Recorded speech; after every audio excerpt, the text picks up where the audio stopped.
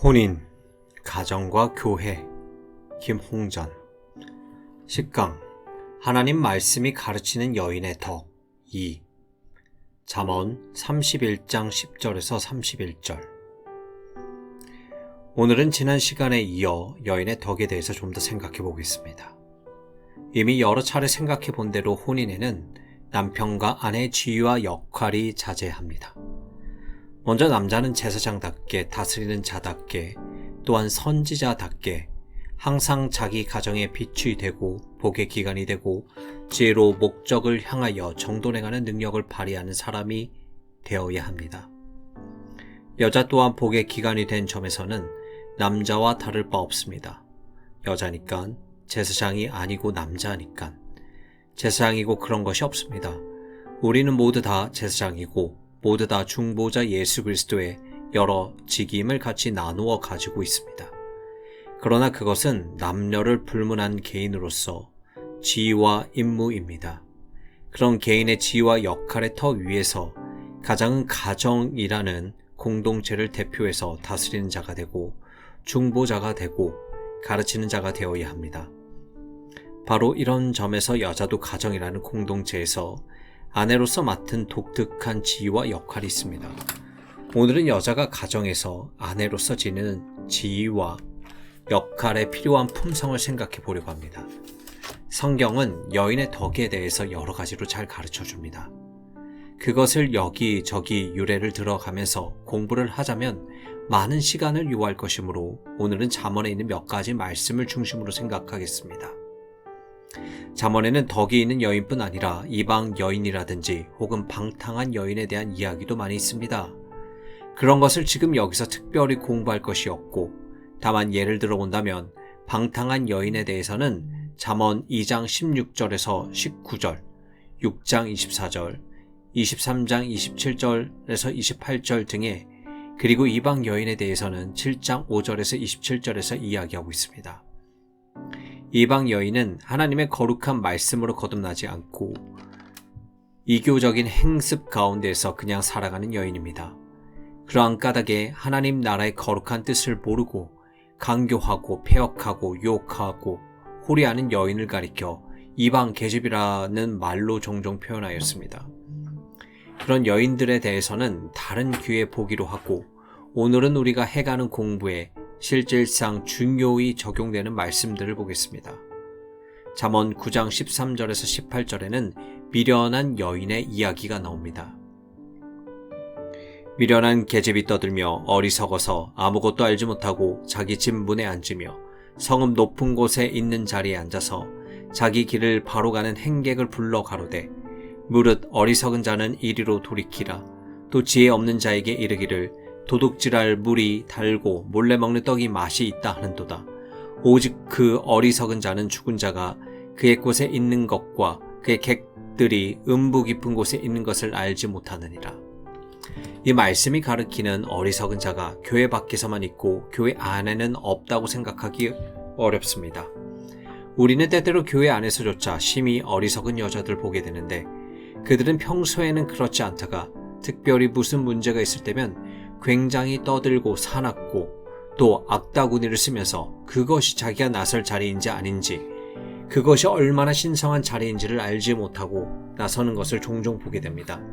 떠들며 어리석어서 아무것도 알지 못하고 무엇을 잘 식별할 줄도 모르고 사리도 식별할 줄도 모르고 자기 집 문에 앉으며 성읍 높은 자리에 앉아서 자기 집에서도 떠들지만 성읍 높은 자리 즉 많은 사람들이 모여 공청하고 재판도 하고 토론도 하는 자리에서 앉아서 떠듭니다.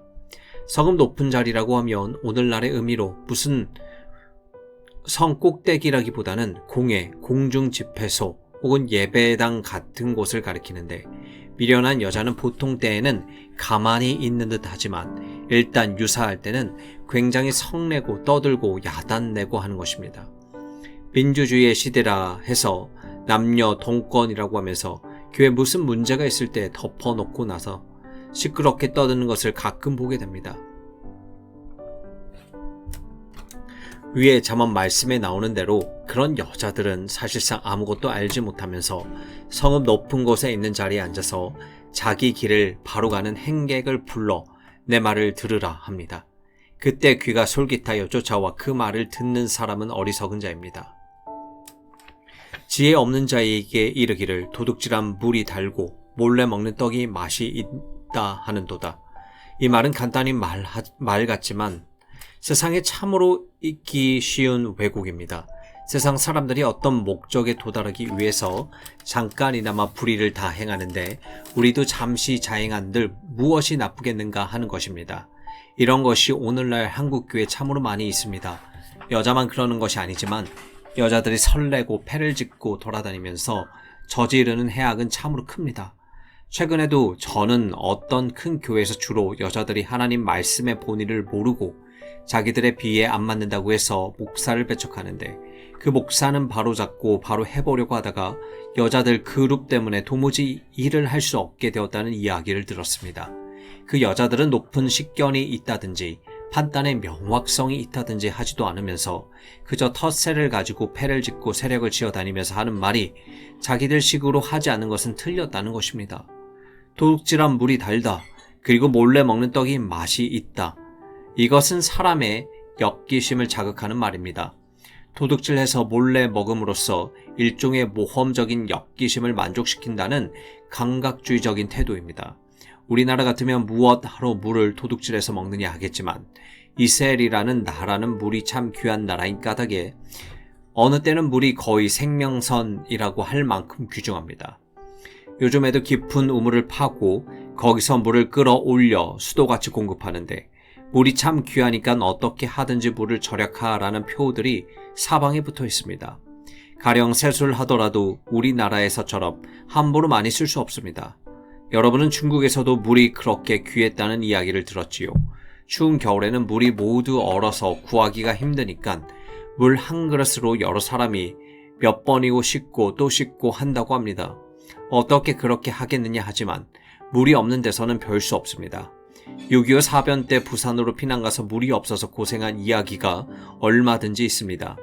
지금도 아라비아의 베두인들은 황야로 들어가 물을 찾지 못하면 할 수 없이 낙타의 오줌을 받아서 먹기도 할 정도로 물이 귀합니다.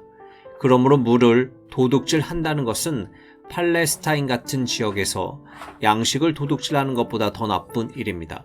사람이 사는데 제일 귀한 것이 물과 떡인데 물을 도둑질해 먹고 떡을 몰래 먹는다는 것은 첫째는 엽기적인 일이고 둘째는 부정한 수단으로 도둑하는 것입니다.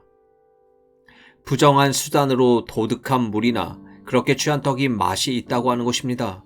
아주 많은 사람들이 얻기 위해 서로 경쟁하는 것을 힘들이지 않고 슬쩍 도둑질해서 제 것으로 만드는 것입니다.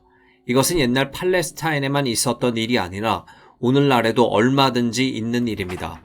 일부 회사들이 도산한 이야기를 들어서 아실 것입니다. 어떤 사람에게 일을 맡기니까 일을 열심히 하는 것 같아서 회사 일의 많은 부분을 맡겼는데 그가 신용을 상당히 얻은 다음 회사 재산을 다 들어먹기 위해서 회사의 중요한 재산을 차례차례 자기 집안 사람들의 명의로 빼돌립니다. 나중에 회사가 결산할 때 보니까 굉장히 적자가 나 있고 얼마 안 있어 수표가 부도나기 시작합니다. 조사 결과 그 사람의 지심을 밝혀져 그 사람은 경찰에 붙들려 갑니다. 옛날에는 수표를 부도내도 붙들려 가지 않았습니다. 그 폐단 때문에 부도 수표를 남발하면 붙들러 가는 법을 만들었지만 그런 뒤에도 그것을 큰 죄로 여기지 않습니다. 옛날 같으면 그것은 순전히 민법으로만 다뤘던 문제입니다. 그를 잡아다가 가령 가두었다고 하더라도 얼마 동안 가서 고생하고 나오면 그 다음부터는 먹고 사는데 그전과 같이 전전긍긍하지 않아도 된다고 해서 그런 식으로 회사가 얼마나 많이 도산했는지 여러분이 많이 들었을 것입니다. 이렇게 사기라도 다 해 먹으려고 하는 것입니다. 그런데 이것은 불신자 세계에서 많이 볼 수 있는 일이긴 하지만 이른바 신자의 세계에서도 그런 일이 얼마든지 있을 수 있습니다. 교회에 가면 다 점잖고 진실한 신자처럼 보이고 또 교인들을 끔찍히 대접하고 연보도 상당히 잘 내고 교인들끼리 작은 액수의 돈을 서로 빌려주고 갚는 데에서는 신용을 잘 지키는 사람일지라도 일단 세상에 나와서 돈으로 거래를 할 때에는 어떻게 해야 정당하겠는가 하는 원칙을 갖고 있지 않습니다. 그냥 이 세상의 일반적인 법칙대로 하면 된다고 합니다. 특별히 기독교적인 원칙의 필요성을 느끼지 않습니다. 기독교의 원칙에 대해서는 고작 정직해야 한다는 정도로 생각하고 있고, 정직하되 신자끼리의 작은 문제에 대해서는 남의 것을 침범하지 않는 것 같이 하지만 실제 내용에서는 가령 그 사이에 경제 제도 자체 모순이 있는 경우라도 그 제도의 모순을 어떻게든지 이용해서 자기 배를 불려버리면 된다고 생각합니다. 그것은 크게 보자면 도둑질입니다. 이것은 한 개인뿐 아니라 사회나 국가도 얼마든지 약소 민족의 것을 착취도 할 수 있고 도둑질도 할 수 있고 그것으로 자기들 사회를 부하게 만든다 하면 신자든 불신자든 다 같이 환영합니다. 가령 과거의 제국주의적인 식민 정책이라는 것, 이런 것이 다 도둑질입니다. 그래서 무수히 많은 무고한 대중이 식민지인이 되어 고열을 빨리고 말았습니다.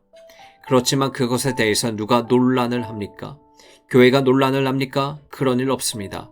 과거의 식민 정책, 착취 정책을 특별히 기독교 국가라는 서구라파의 국가들이 가장 맹렬하게 한 것입니다. 개혁 교회가 가장 발달했다는 화란도 동남아시아에 가서 식민 정책을 써서 굉장히 착취를 했습니다. 개혁교회, 프로테스탄트, 카톨릭 할 것 없이 다 그렇게 했습니다. 그 끝없는 탐욕과 착취가 민족적으로, 국가적으로 막 자행되었습니다.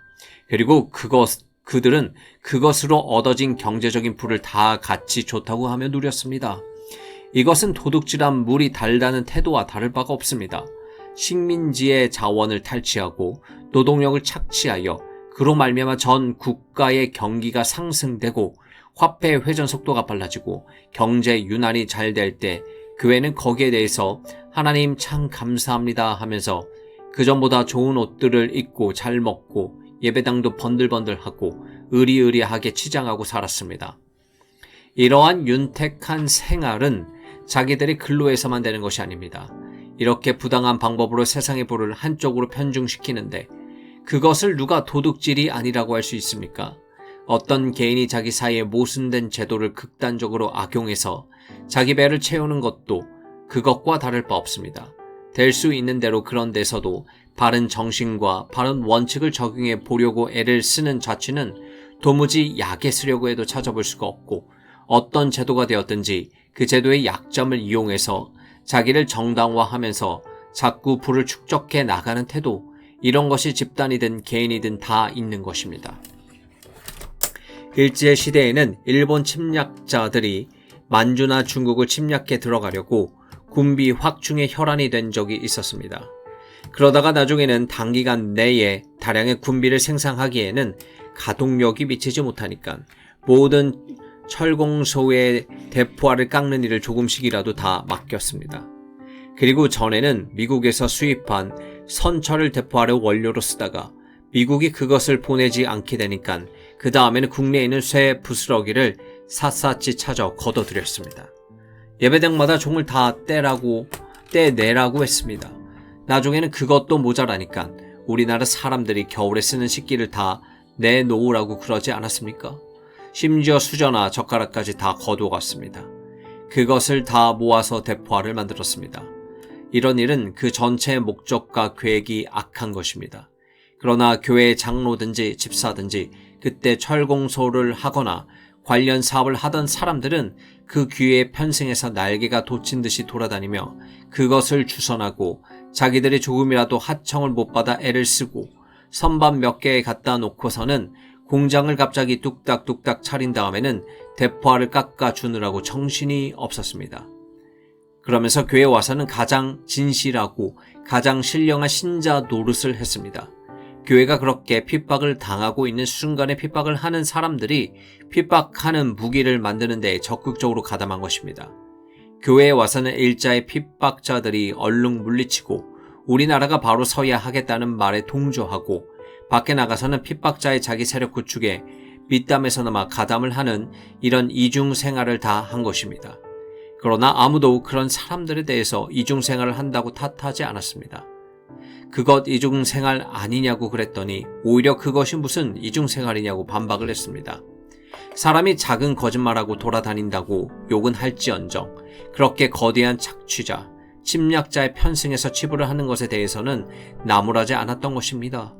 오히려 그런 이들이 돈을 많이 벌어 교회에다가 헌금을 잘 내면 집사는 금방 장로가 되고 장로는 세력 장로가 되었습니다. 그것이 일제시대의 대한예수장로회의 한 상태였습니다. 대한예수장로회가 이제 타락하기 시작한 것이 아닙니다. 수십 년 전부터 시작한 것인데 그때는 그런 상태를 가지고 있었습니다. 그러니 그런 교회가 심사참배의 핍박을 받을 때 능히 감당하고 서리라고 아무런 기대를 할 수 없는 것입니다. 과연 다 넘어져 버렸습니다. 그런 것들이 다 하나님께서 세우신 거룩한 표준에서 볼 때 비꾸러져 버린 일들인데 그것을 하면서도 좋다고 하는 태도입니다. 이런 일을 남자들이 많이 하지만 그들의 부인들이 그런 일들을 자랑하는 것은 더 보아주기 힘든 일입니다. 어리석은 여자가 그런 것을 자랑할 때 그의 어리석음이 가장 현저하게 나타납니다. 그런 일을 자랑스럽게 나타내는 것이 갑자기 치부한 사람의 부인들입니다. 갑자기 치부한 장로네 집을 가본다고 합시다. 갑자기 치부한 집사네 집을 가본다고 합시다. 모두 의리의리하게 해놨는데 전부 부정한 수단을 이용하여 치부한 것들입니다. 그런데 그들 말에 따르면 국가 정책에 추종해서 한 것이니까 부정한 수단이 아니라고 합니다. 그러나 해방한 이후에 가서는 부정한 수단이라도 가리지 않고 했습니다.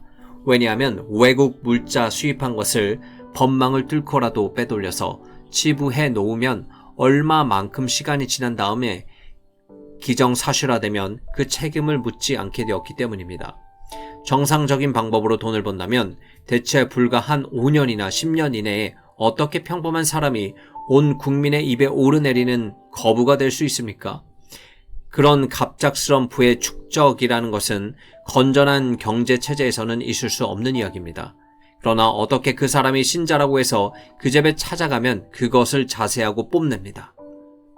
그리고 만일 그것을 배경으로 해서 교회의 세력을 구축하려는 태도가 있다면 그것이 어리석은 여자가 하는 짓이라는 것입니다.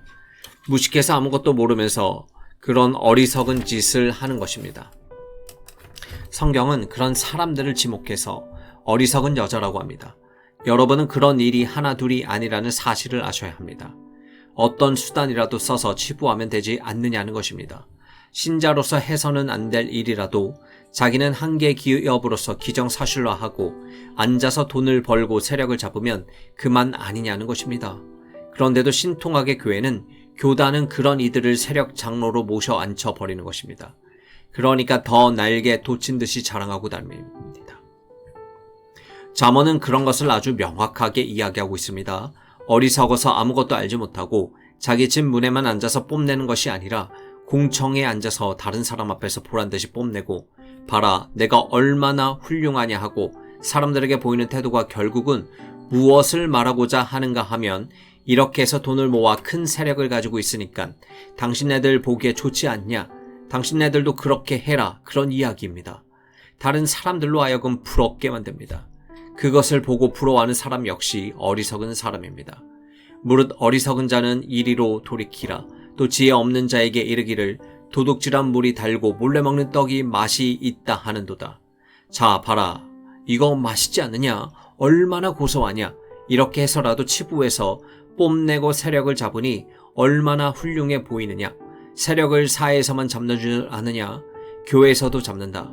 봐라 전통교회에서 세력을 잡는다 하는 것입니다. 이것이 얼마나 훌륭하냐는 것입니다. 이런 것들이 많이 있는 일들입니다. 그런 일에 대해서 잠언이 특별히 여인을 지목한 이유는 그 현저한 특징이 여인의 천박한 태도에서부터 나타나기 때문입니다.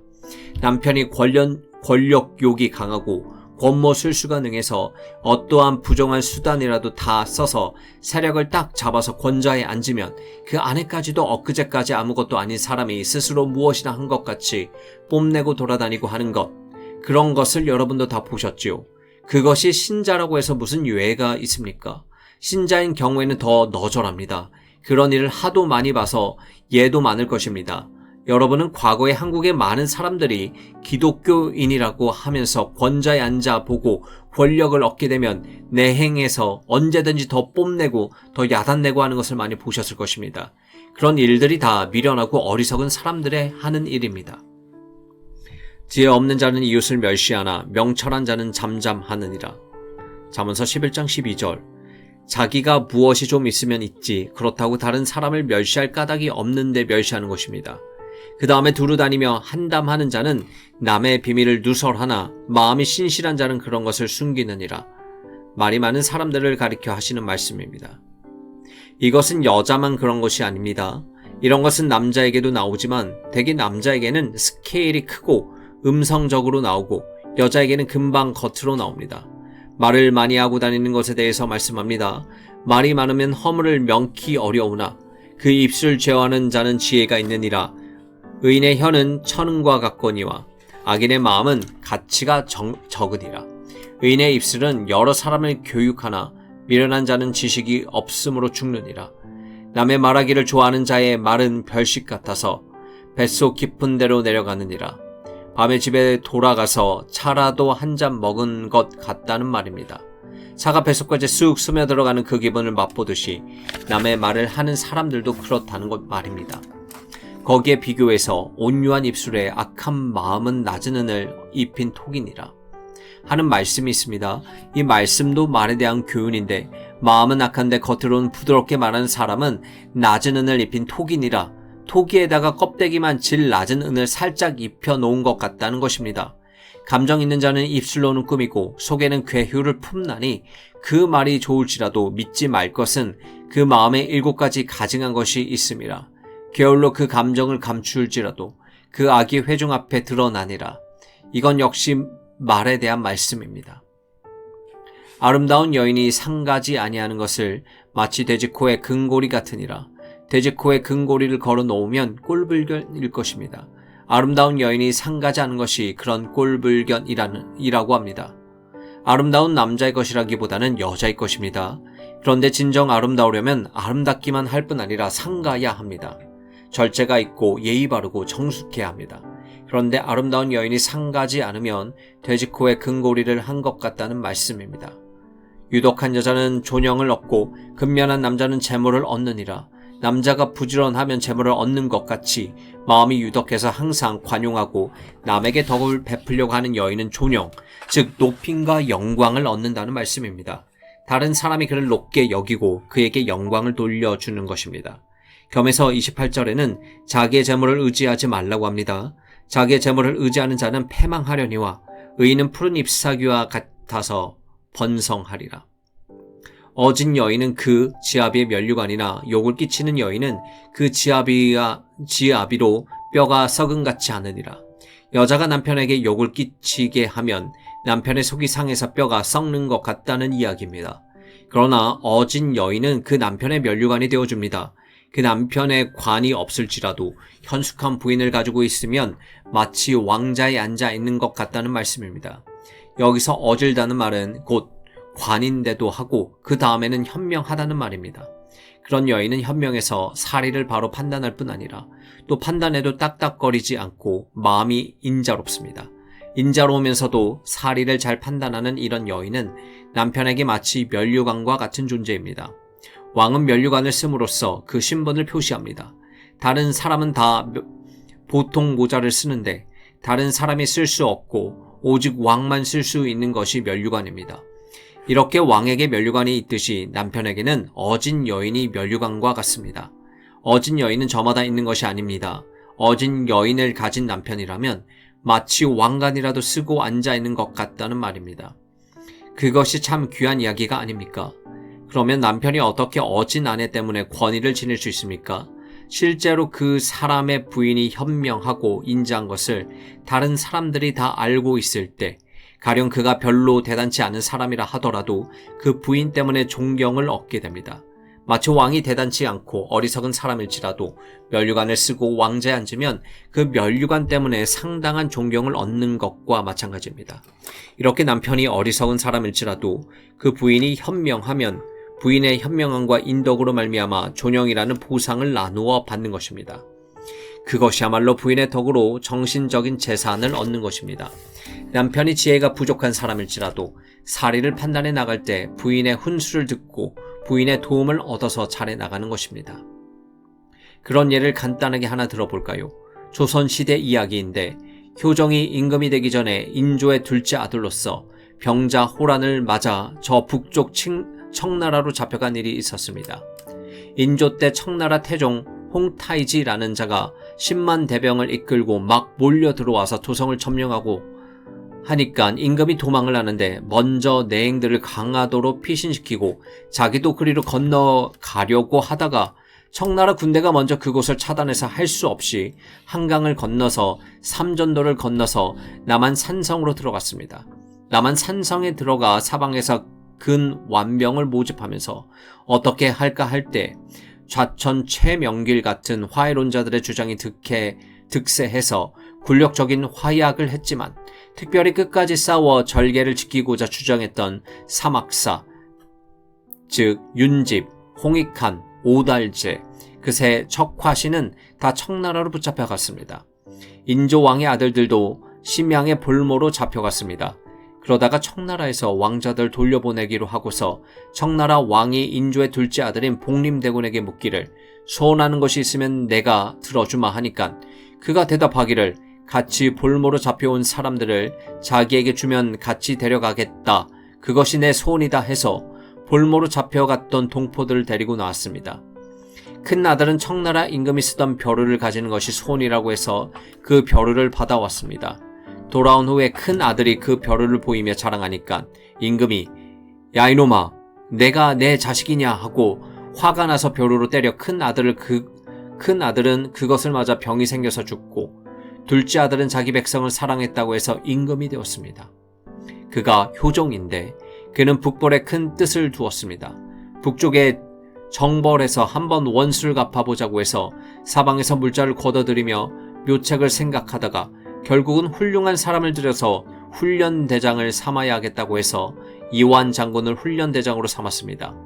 왕은 그를 대장으로 삼아서 북벌을 계획하고 있는데 그가 담력은 있는 것 같은데 지략은 얼마나 있는지 모르겠으니 한번 시험해 보아야겠다 생각하고서 한번 그를 오라고 해서 여러 가지로 북벌에 대한 의논을 한 다음에 나중에 내가 기념으로 이것을 주니깐 가지라 하고서 붓 한 자루를 주었습니다.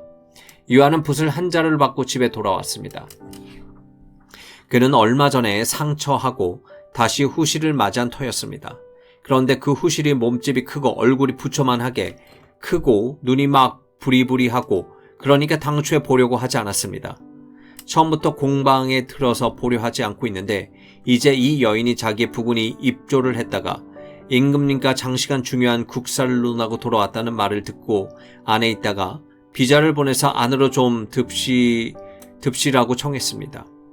그러니까 오늘 내가 하루 종일 상관과 여러 가지 일을 의논하고 돌아왔더니 피곤해서 못 들어가겠다 하고서는 사랑해서 그냥 자려고 하니까 또 비자를 보내서 긴급한 일이니 잠깐만 듭시라고 자꾸 귀찮게 해서 할 수 없이 투덜투덜 하면서 안으로 들어갔습니다.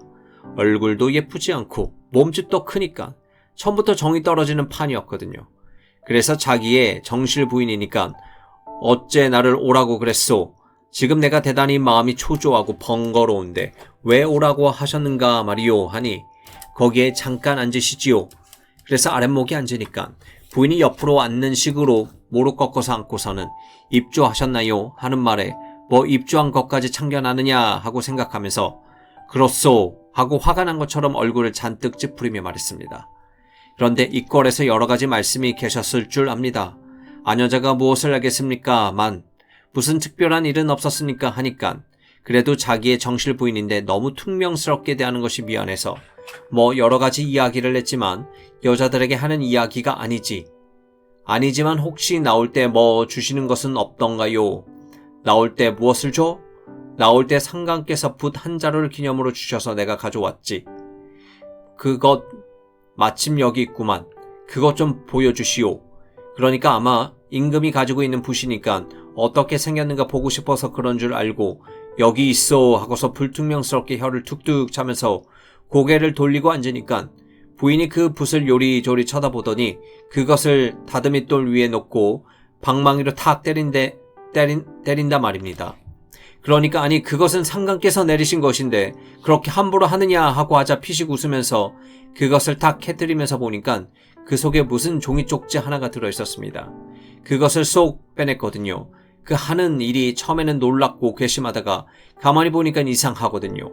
무엇이 들어있으니까 그것을 쓱 펴서 들고서 이것을 한번 보시지요 하고서 주워서 보니까 북벌에 대한 세모가 적혀있는 종이었습니다. 아무리 대궐이라도 주위에 내시 중인이 모두 있으니까 임금께서 그런 중대한 일을 말로 하지 않고 글로 적어 주셨던 것입니다. 그러면서 잘 알아두라고 한 것입니다. 그래, 그것을 읽어보면서 그래, 그것이 어떻게 붓대롱 속에 들어있는 줄 아셨소 하니까 대감은 무신이지 선비가 아닌데 어째서 상감께서 선비에게 주는 붓을 주시겠습니까? 필시 여기는 무신이 알아야 할 무엇인가 있는 것으로 짐작이 되어서 일단 이 대롱석을 찾아보니까 허연 것이 보여서 내가 지금 꺼내본 것입니다. 그리하여 이완대장은 그 내용을 잘 외워서 이튿날 임금님에게 갔습니다.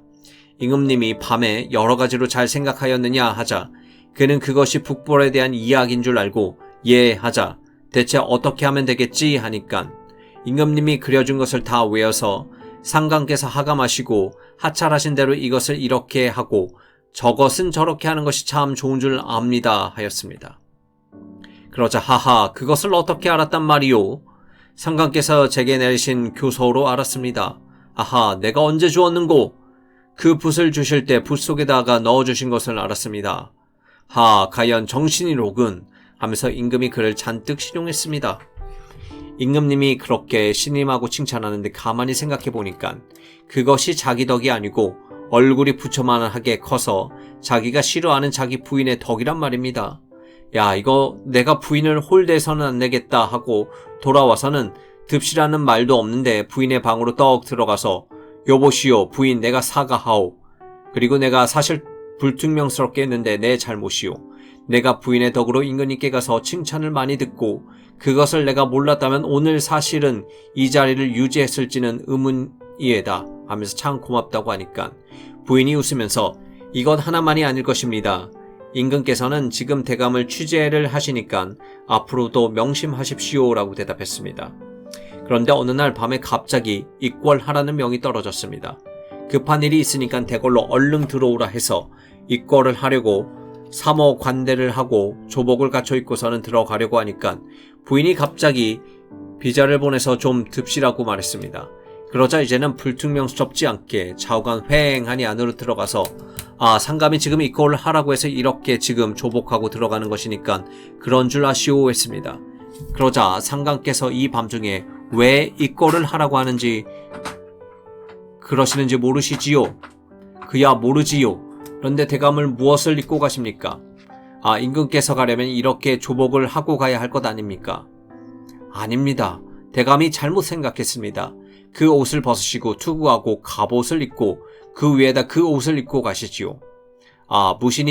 무신을 밤에 부를 때라면 혹 갑자기 무슨 취재할지도 모르는 일 아닙니까? 취재하려고 갑자기 누가 습격할지를 압니까? 그러니까 반드시 그렇게 하고 가십시오. 이완은 그 말이 옳소 하고서 속에다가 갑옷을 다 입었습니다.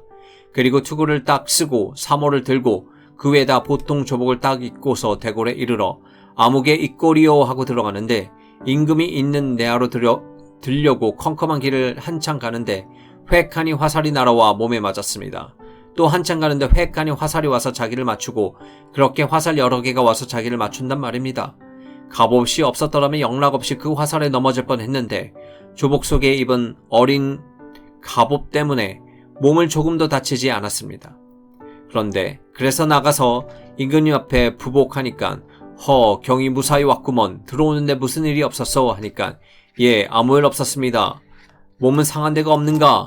예, 괜찮습니다. 화살이 혹시 닿았을 것 같은데 예, 저는 무신인 까당에 밤에 부르심을 받고 오느라고 갑옷을 입었습니다. 그리고 갑옷자락을 떡 내베이니까 그거 참 명신이로고 이렇게 해서 취재에 통과했습니다. 두 번 다 누구 덕이냐 하면 부인의 덕입니다. 지혜롭고 어진 부인은 남편의 면류관이 된다는 것이 이런데 예가 있는 것입니다. 부인의 말을 전혀 안 듣고 자기 마음대로 고집하는 사람이 부인의 말 한마디를 주의해서 들어서 얼마든지 바르게 될 수 있는 것입니다. 그렇다고 해서 베갯머리에서 하는 말만 듣고 따라간다면 문제가 되겠지만, 그래서 항상 부인의 지혜는 남자들이 보통 생각지 않는 세세한 인정의 문제를 민감하게 판단하는 일이 많은 것입니다. 그래서 지혜로운 여자는 항상 남편에게 면류관이 되는 것입니다. 어진 여인은 그 지아비의 면류관이나 욕을 끼치는 여인은 그 지아비로 뼈가 썩은 같게 하느니라. 잠언 12장 4절. 여간 채소를 먹으며 서로 사랑하는 것이 살찐 소를 먹으며 서로 미워하는 것보다 나으니라. 잠언 15장 17절. 집이 어려우니까 고기를 별로 못 사 먹고 밤낮 김치나 해서 밥을 먹을지라도 내 간이 늘 사랑하고 살면 집이 부자라서 늘 고기를 사다 지져 먹으면서도 서로 냉정한 것보다 훨씬 좋은 것이라는 말씀입니다. 얼마나 좋은 일입니까? 서로 사랑한다는 것은 그 사랑 때문에 반찬이 김치든 시래기국이든 상관없습니다. 언제든지 가장 중요한 것은 사랑입니다. 여간 채소를 먹으며 서로 사랑하는 것이 살찐 소를 먹으며 서로 미워하는 것보다 나으니라.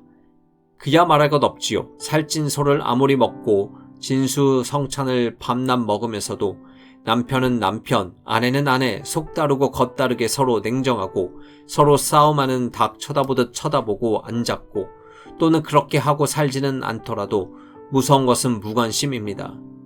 차라리 미워했다면 좀 나을 텐데 미워하지도 않고 무관심하여 밥 먹는가 보다 하면서 서로 밤낮 이렇게 냉랭하게 지낸다면 참 곤란한 일입니다.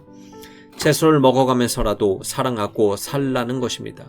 부인이나 남편이나 다 그렇지만 특별히 부인은 항상 채소라도 사랑으로 공개하는 것이 사랑이 없이 그저 의무적으로 부인으로서 부도를 지키느라 별식으로 공개하는 것보다 나은 것입니다.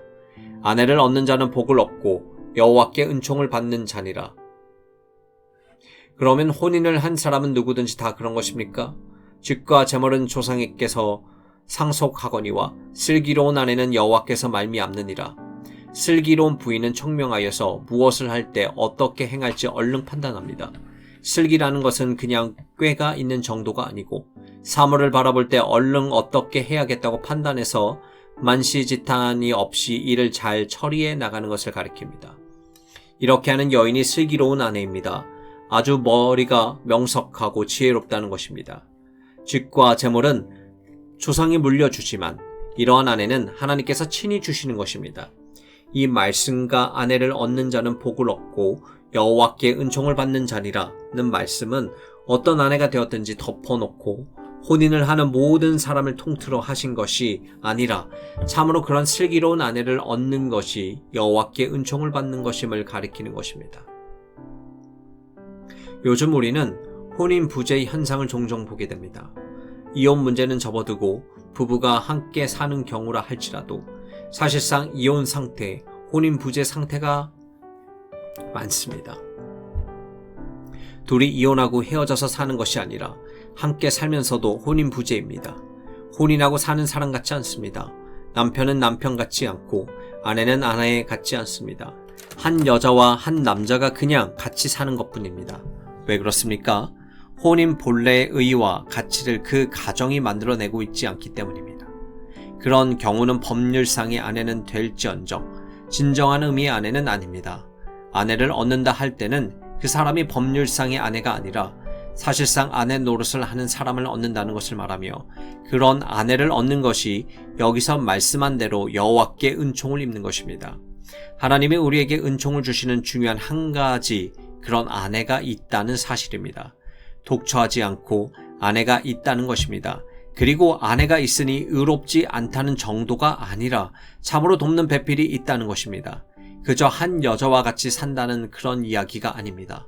부부가 맹목적으로 동숙하고 있다면 그것은 의미 없는 일입니다. 그런데 수많은 부부가 사실상 혼인 부재 상태에 살고 있습니다.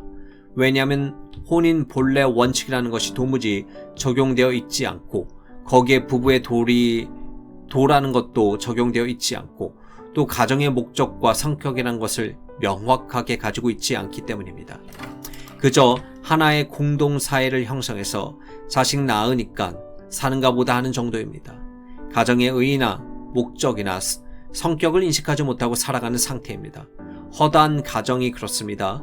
가정이 무엇 때문에 있는 것인지, 어떤 목적과 어떤 성격을 가져야 하는지를 모르고 지내는 것입니다.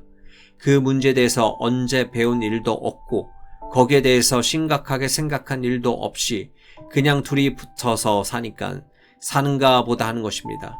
전통적인 관습대로 그냥 사는 것입니다. 참 불쌍한 이야기입니다. 어떤 사람이 교회 집사이고 또 신실해서 많은 사람에게 존경을 받는 사람인데 한 번은 어떤 사람의 식구가 몇이요 하고 물으니까 몇입니다 하고 이야기를 합니다. 먼저 어머니 아버지를 대고 자기 자식들의 수를 쭉 셉니다. 그러나 그 다음에는 또 누구요 하니까 우리 집에 부엌대기 하나 있지 않소 합니다. 부엌대기라니요? 아니 집사님, 댁식구 말입니다. 원식구만. 그러니까 남편이 하는 말이 아니 부엌대기라도 식구로 쳐야 하니까요 하였습니다. 처음에는 무슨 말인지 못 알아듣다가 누가 말하기를 부인 이야기요 하니까 해 웃으면서 네 집에 부엌대기가 하나 있어요. 자기 아내 보고 부엌대기라고 하고 남에게 그냥 공포를 하듯이 말했습니다. 그런데 그 사람이 양복 입고 신사라고 행세하고 다니는 사람이거든요. 그것이 무엇입니까? 그것은 사실상 자기 부인을 자랑하지 않으려고 겸손해서 하는 말이 아니고 아무리 겸손하더라도 부인을 부인이라고 하지 않고 부엌대기라고 한다면 그것은 모욕이지 겸손이 아닙니다. 부인을 그렇게 모욕하는 것을 볼 때 저것은 가정부재다. 저런 것은 가정이 아니다. 남편이 저런 인식을 가지고 있다면 남편 구실을 할 것인가 하는 생각이 들었습니다. 아내를 부엌대기로 대접하는 사람이 무슨 남편입니까? 자기는 부엌대기에 대한 주인 노릇이나 할 것입니다. 한마디로 말해서 그런 사람은 아내가 없는 사람입니다. 다투며 성내는 여인과 함께 사는 것보다 광야에서 혼자 사는 것이 나으니라. 이것은 내간의 부인이 밤낮 싸우려 들고 단기에서 툭하면 성내고 툭하면 발끈하고 일어나는 그런 여인하고 같이 사는 것보다는 광야에서 혼자 사는 것이 낫다는 이야기입니다. 참으로 이것이 명심할 이야기입니다. 다투는 일에 대해서는 17장 14절에서도 말씀이 있습니다. 다투는 시작은 방축에서 물이 새는 것 같은 즉 싸움이 일어나기 전에 시비를 거칠 것이니라. 이것은 단순히 다툼에 대한 이야기입니다. 그 다음에 25장 24절에서도 다투는 여인과 함께 큰 집에서 사는 것보다 움막에서 혼자 사는 것이 나으니라 하는 말씀이 있습니다. 이것은 앞에서 본 21장 19절과 비슷한 말씀입니다. 오직하면 움막에서 혼자 사는 것이 낫다고 그러겠습니까? 다투는 부녀는 비오는 날에 이어 떨어지는 물방울이라 그를 제어하기가 바람을 제하는 것과 같고 오른손으로 기름을 움키는 것 같으니라. 그거 참 무서운 이야기입니다. 비오는 날 이어 떨어지는 물방울을 그치게 할 방법이 없습니다. 또한 불어오는 바람을 막아낼 길이 없습니다. 또 오른손으로 기름을 움켜야 움켜지지도 않습니다. 다 주르르 빠져나갑니다. 다투는 성격이 있어서 계속해서 욕하고 성내고 불평하고 이렇게 해서 이어 떨어지는 물방울 같이 마치 방축에서 물이 새는 것 같이 처음에는 불평이 나기 시작하고 졸졸 새다가 나중에는 마치 이어 떨어지는 물방울 같이 계속해서 쏟아져 나옵니다. 그것이 심리 상태를 참으로 잘 묘사한 말들인데 그 마음이 어떤 일정한 흥분 상태에 들어가면 그것을 입으로 자꾸 쏟아내니까 아무리 그것을 막으려고 해도 그것을 꾹 참고 사귀지 못합니다. 그런데 그런 성격이 있어서 그런 습관이 있어서 무슨 일이든지 먼저 정당하게 냉정하게 평온한 심정으로 관찰하려고 하지 않고 일정한 편견을 갖고 흥분한 상태로 무엇을 관찰할 때는 반드시 처음에는 원망하는 말이 물새듯이 나오다가 마침내 다투기 시작하는 것입니다. 다투는 시초는 먼저 원망이고 그 다음에는 비난입니다.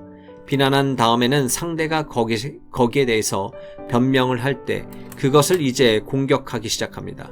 이러면 다투게 됩니다. 그것은 왜 생기느냐 하면 너희 중에 싸움이 어디로 다툼이 어디로 쫓아나느뇨 너희 지체 중에서 싸우는 정욕으로 쫓아낸 것이 아니냐. 사람의 욕망 가운데 속에 있는 말을 다 털어놓는 것이 시원하겠다고 생각하는 욕망이 있습니다.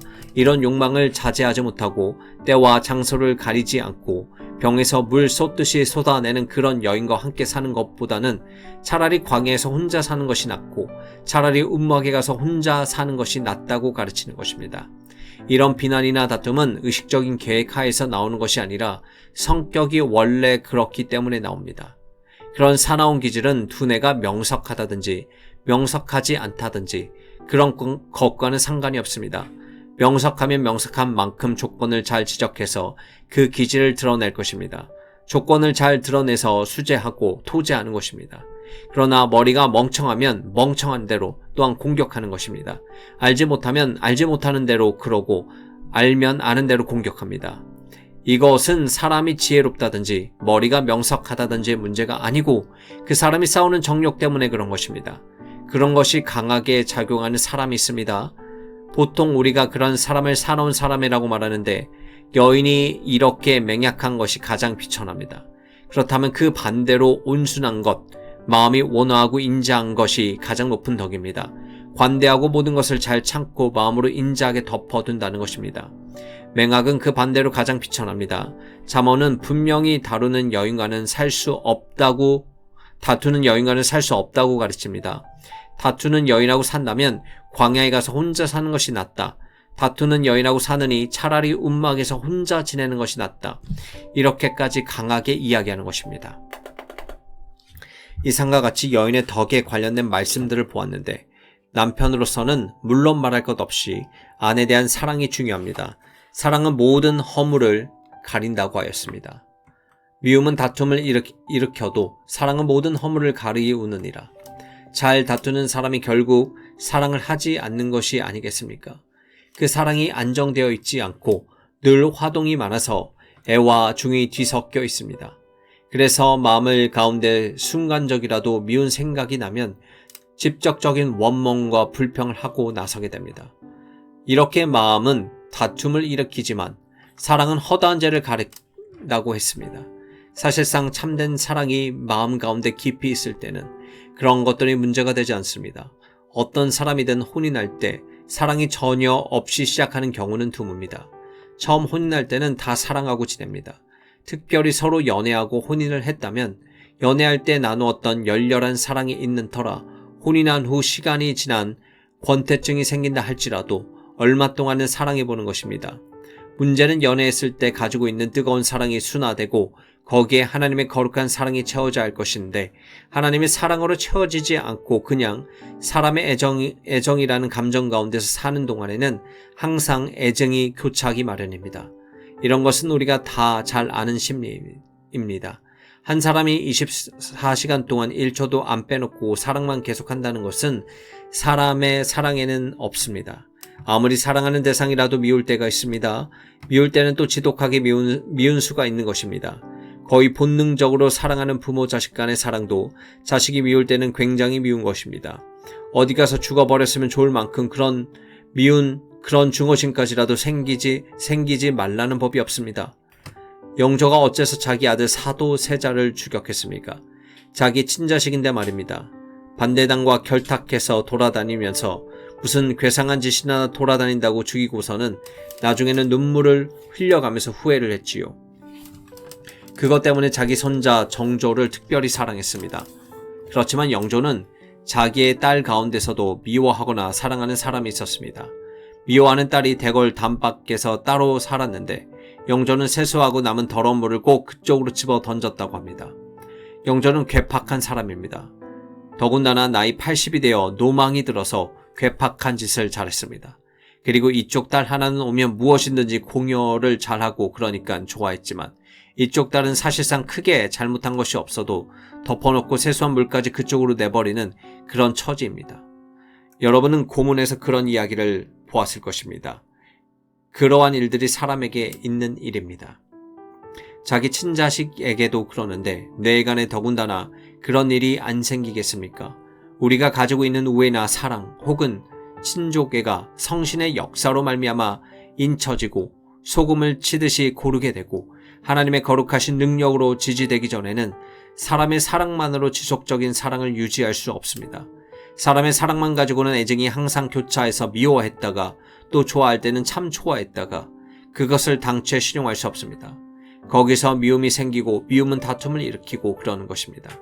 산호라면 그렇게 싸움도 하고 그럴 수밖에 없는 것인지 모르겠지만 그러나 성경은 참 사랑이 있으면 허다한 허물을 덮는 것이라고 가르칩니다. 그러면 부인의 사랑도 하나님을 의지해서 하나님께서 주시는 능력이 거룩한 사랑으로 화해해야만 안정성이 있는 것이고, 또 성격이 그리스도적인 품성으로 차츰차츰 장성해야만 무엇이라도 그 가정의 아름다운 낙원을 건설하는 것입니다. 그러므로 그런 사랑이 없을 때에는 사람이 맹악상이나 다투는 성격이나 미움이나 이런 것은 어떤 특수한 사람이 아니고 누구라도 가질 수 있습니다. 그래서 다툼도 생기고 괴로움도 생기는데, 그것을 떨어지는 물방울같이 계속적으로 발산해 나간 여인이라면 남편과 같이 살 것을 기대해서는 안 될 것입니다. 그런 아내를 둔 남편이라면 무슨 핑계를 대서라도 자꾸 떠나버릴 것입니다. 할 수 없이 몸은 그냥 붙어 사는지 몰라도 마음은 외롭게 되어버린단 말입니다. 내가 같은 밤낮 한 지붕 밑에 있어도 마음은 따로따로이고 다 외롭게 되어버리면 그것은 혼인부재입니다. 그와는 반대로 현숙한 여인을 둔 남편은 자기 아내를 믿는다고 했습니다. 지혜로운 여자에 대한 이야기는 잘 아셔야 일일이 여기저기 다 안 읽어도 잘 아실 것입니다. 마지막에 지혜로운 여인에 대해서 가르친 말씀을 보겠습니다. 누가 현숙한 여인을 찾아 얻겠느냐? 그 값은 진주보다 더하니라. 요새 청년들에게 당신은 현숙한 아내를 얻는 것과 돈을 많이 버는 것 중 하나를 택한다면 어느 쪽을 택하겠습니까? 하면 나는 돈을 버는 쪽으로 택하겠습니다. 그러기가 쉬울 것입니다. 돈 많이 벌면 나중에 좋은 여자도 따라온다는 것이 일반 사람들의 인식입니다. 돈을 따라오는 여자 같으면 별로 좋지 않을 것은 없겠지요. 요새와 돈 안 따라오는 것은 여자가 많지도 않습니다만, 그렇지만 성경은 이렇게 가르칩니다. 부자 되기에 애쓰지 말고 내 사사로운 지혜를 버릴지어다. 내가 어찌 험한 것에 주목하느냐. 정령이 재물은 날개를 내어 하늘에 나는 독수리처럼 날아가리라. 잠언서 23장 4절에서 5절. 돈을 가득 놓고 이것을 취하겠는가, 어질고 현숙한 아내를 맞이하겠는가 할 때 성경은 현숙한 아내를 맞이할 것을 가르치는 것입니다. 현숙한 아내는 값이 진주보다 더하기 때문입니다. 진주는 좋은 것이긴 하지만 그것을 잡으려고 애써 봐야 날개가 돋쳐서 어디론가 날아가 버릴 수 있지만, 현숙한 아내는 날개가 돋쳐서 어디로 가버리지 않고 끝까지 자기를 붙듭니다. 얼마나 큰 차이가 있습니까? 진주는 참 아름다워서 집에다 놓고 보는 것인데, 현숙한 아내는 그것보다 더 찬란하고 아름답고 사랑할 만하다는 것입니다. 그 값은 진주보다 더하니라.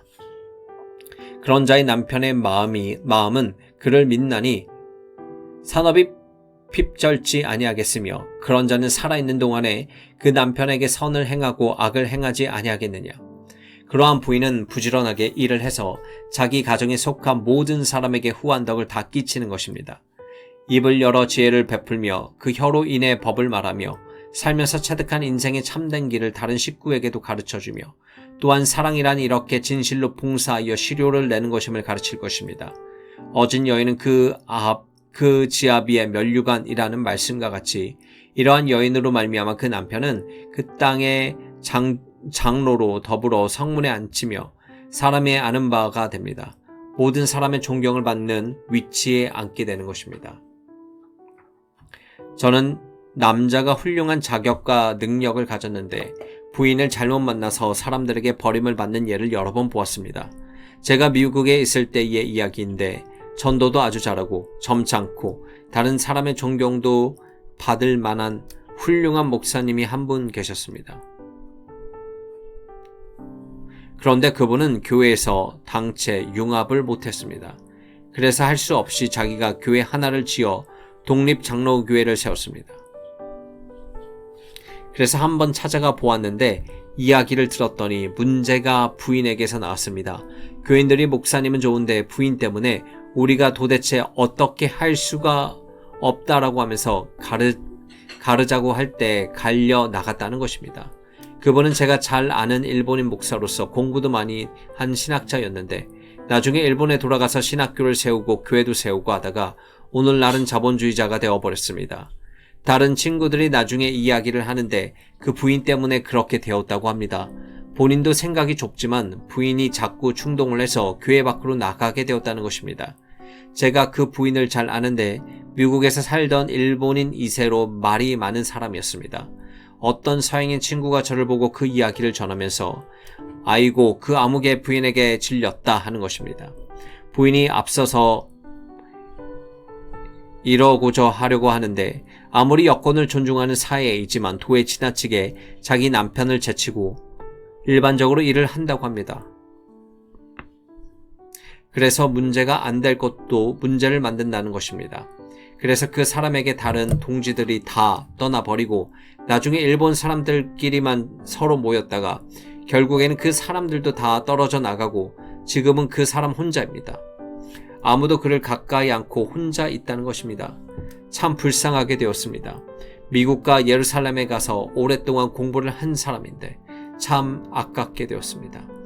제가 예루살렘에 있을 때도 여러 번 찾아가서 같이 밥도 먹고 오랫동안 친한 친구였는데 말입니다. 그런데 이제 찾아가 봐도 소용이 없고 저부터라도 우선 갈 생각이 안 났습니다. 세상이 그렇게 변하고 생각을 그렇게 한다면 가봐야 소용이 없다는 생각을 했습니다.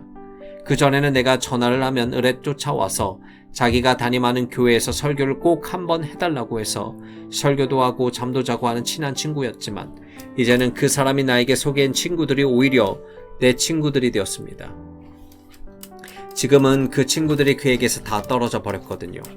이것이 왜 그러냐 하면 부인 때문에 그런 것입니다. 남자의 잘못도 있지요. 하지만 한번 얻은 놓은 부인이 어떻게 합니까?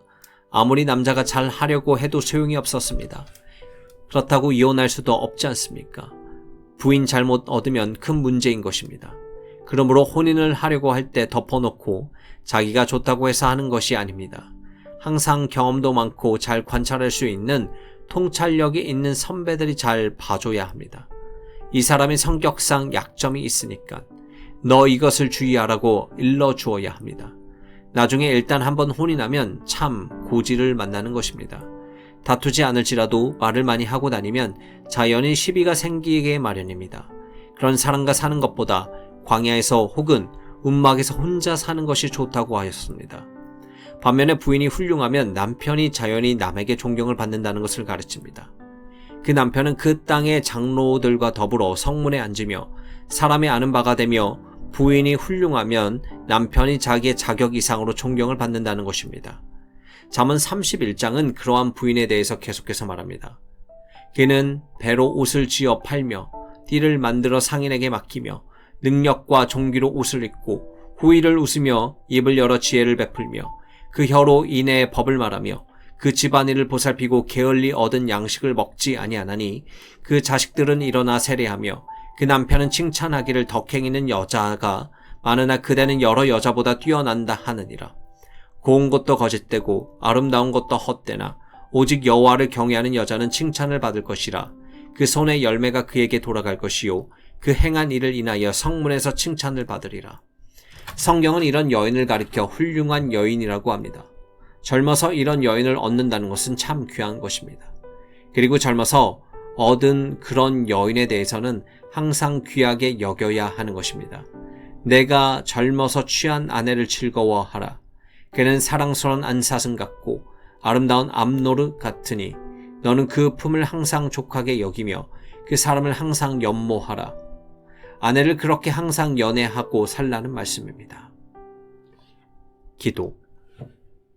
거룩하신 아버지시여, 저희들에게 은혜를 주셔서 이 세상에 살면서 어떻게 하는 것이 지혜롭고 무엇이 훌륭한 인품을 드러내는 것이며 무엇이 아름다운 가정이며 어떻게 하는 것이 훌륭한 아내가 되는 것인가. 또한 여러 여자가 많지만 결국 여자들의 어떤 기질이 결국 남자와 같이 살 수 없는 기질이 되는 것이고 무엇이 어떻게 해야 할 것인가에 대해서 주께서 주신 말씀을 이제 상고했사옵나이다.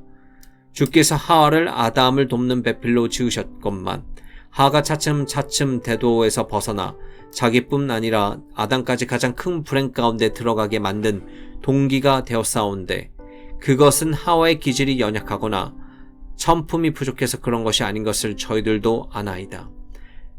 이러므로 저희가 생각할 때 여인의 덕행이라는 것이 다만 천품으로 태어난 것뿐이 아니고 거기에 항상 명심해야 할 사실은 여호와를 경외하고 그 법도를 준수한다는 것이 중요하고, 항상 우리 인간적인 여러 약점에서 하나님을 우러러 우리의 가진 사랑이나 독도 성신님으로 순화하고 정화하고 바르게 세워주셔야만 할 것을 명심하고 그렇게 의지하고 살아가야 할 것이스로 아나이다.